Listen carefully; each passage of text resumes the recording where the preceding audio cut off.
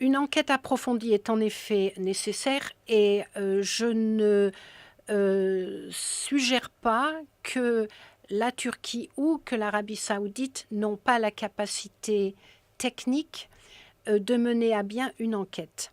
En tout cas, la Turquie a démontré de façon très claire qu'ils ont les capacités de procéder à cette enquête. Donc, la profondeur de l'enquête n'est pas remise en cause. Ce qui est questionnable, c'est l'indépendance de cette enquête.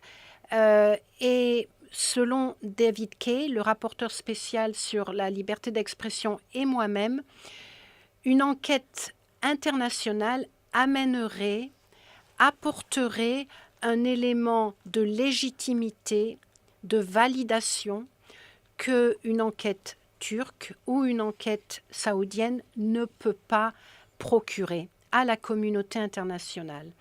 Pour des raisons multiples qui sont liées au fait que ce sont deux États qui font partie d'un ensemble géostratégique, un ensemble diplomatique.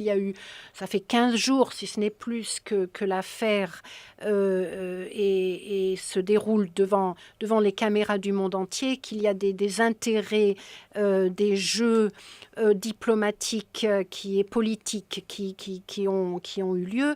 Donc pour toutes ces raisons, nous demandons qu'une enquête internationale soit diligentée.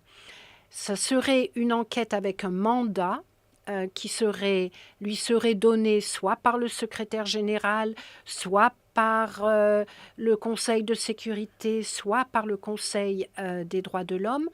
Il s'agirait d'un groupe d'experts qui aurait les capacités nécessaires pour revoir et valider les Saoudiens. Donc l'idée n'est pas de remplacer ces enquêtes.